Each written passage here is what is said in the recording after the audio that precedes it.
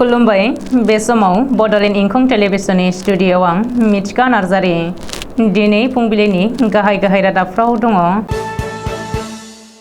रुपहि गोजौसिन गेजेरारि फरायसालियाव गोलोम बोथोरनि बेसेन नाङै फोरोंथाया थुंगेबाय। बरिमाखा जावलिया देवान गेलेग्रा फोथाराव 13 बोसोर सिंनि फुटबल टुर्नामेन्ट। गलाघाटआव गावनि बिसिजों लोगोसे बिहाव बिखुनजोखौ बुथारदों। धेमाजि जिल्ला गगामुग गोजोनपुरि बाथौ थानसालि नब्लाङाव धेमाजि जिल्ला दुलाराय बर' फरायसा आफाद, धेमाजि जिल्ला खौसेथि बर' सुबुं आफादनि सान्थौ मेला सानसेनि हाबाफारिजों जानानै थाङो। चाइनानि बायजोआरि मन्त्रि कुइन गांआ गोमानानै दङ।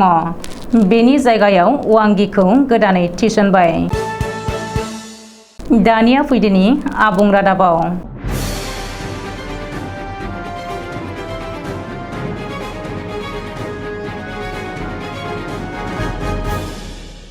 बाक्सा जिल्लानि सालबारि महकुमा बेन्दोङाव थानाय रुपहि गोजौसिन गेजेरारि फरायसालियाव रुपहि दख'रा दुलाराय बर' फरायसा आफादनि बानजायनायाव आदब आरो गुन गोनां सोलोंथाइ मावथांखि 2021-2022 इं मावथांखिजों लोब्बा लाखिनानै सानखान्थि, बिगियान आरो इंराजि रावखान्थि आयदाखौ थाखो 8, 9 आरो 10 नि फरायसाफोरखौ 5 जुलाइ 2023 इं खालारनिफ्राय जागायनानै गोलोम बोथोरनि बेसेन नाङै फोरोंथाइ होनाय जादोंमोन।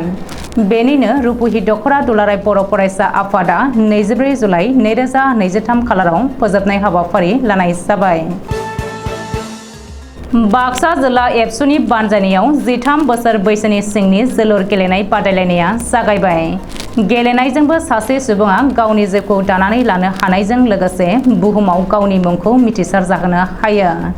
गेलेनाय बिथिङाव गथ'साफोरनि गोसोखौ बोहोनाय आरो साफा गोख्रों गेलेगिरि सोरजिनाय थांखिजों एबसुआ सोलोंथाइ आरो गुबुन गुबुन बिथिङाव खामानि मावबाय थानायजों लोगोसे गेलेनाय आयदानि सायावबो आगानसे नाजादों।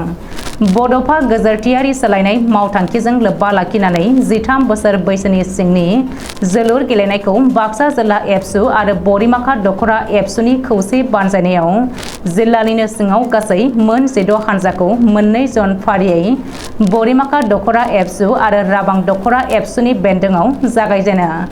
बेनिनो बरिमाखा दख'रा एबसुनि बेन्दोङाव थानाय जावलिया देवान गेलेग्रा फोथाराव गेलेनाय बादायलायनायखौ मिरु एबसुनि लोगो आफादगिरि रोमदोन बसुमतारिया बेखेवनानै होयो। गिबि बेखेवजानाय जोलुर गेलेनाय बादायलायनाया CK दख'रा आरो मुसलपुर दख'रानि गेजेराव जानानै थाङो। गलाघाट नोगोरनि हिन्दी हाई स्कुल र'डआव गिख्रंथाव आरो मुगैथाव जाथाय जादों। समबारनि हराव नाजिबुर रहमान मुंनि सासे मुसलमान सेंग्राया गावनि बिसि संघमित्रा घोष आरो बिहाव बिखुनजो फारियै सन्जीव घोष आरो जुनु घोषखौ बुथारदों। बिसोर साथामखौबो बुथारखांनानै उन्दै बैसोनि फिसाज्लाखौ लोगोआव लानानै गलाघाट सदर थानायाव गावखौनो पुलिसनि आखायाव गथायहैदों मानसि बुथारग्रा मुसलमान बिजामादै नाजिबुर रहमाना।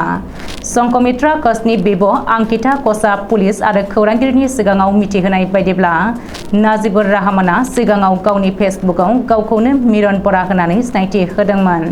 हिन्दु सेंग्रा साननानै संघमित्रा घोषआबो रिमन बरा एबा नाजिबुर रहमानखौ गोसो थोयो आरो कलकातायाव सानैजों थांनानै जुलि जाहैयो। नाथाय उनाव जेब्ला संघमित्रा घोषआ रिमन बरा मुंनि रावबो सुबुं गैया आरो बिनि गुबै मुङा नाजिबुर रहमानसो होननानै मिथियो अब्ला गलाघाट नोगोरनि हिन्दी हाई स्कुल र'डआव थानाय बिमा बिफानि न'आव थाफैफिनदोंमोन। पुलिसआ आथिखालाव मानसि बुथारग्रा मुसलमान बिजामादै नाजिबुर रहमानखौ जेरा खालामै सेबगासिनो आरो उननि समाव आयेन बायदियै साजा होगोन होननानै मिथिहोदों। धेमाजि जिल्ला गगामुग गोजोनपुरि बाथौ थानसालि नब्लाङाव धेमाजि जिल्ला दुलाराय बर' फरायसा आफाद, धेमाजि जिल्ला खौसेथि बर' सुबुं आफादनि सान्थौ मेला सानसेनि हाबाफारिजों जानानै थाङो। मोन्नैबो आफादनि सान्थौ मेलनि हाबाफारियाव धेमाजि जिल्ला खौसेथि बर' सुबुं आफादनि आफादगिरि राथिराम बसुमतारिनि आफादगिरि मासि लानायाव मेलनि थांखिखौ बेखेवनानै होयो धेमाजि जिल्ला दुलाराय बर' फरायसा आफादनि आफादगिरि तेनजिन बर' बिथाङा। हाबाफारियाव धेमाजि जिल्लानि सिङाव जानाय थासारिनि जेंनानि सायाव मिरु खौसेथि बर' सुबुं आफादनि बोसोनगिरि सुकेशर गयारी बिथाङा बर' कसारी अनसाय गाव हायुङारि खुंथायनि सायाव बायदि बिबुंथि लाखियो।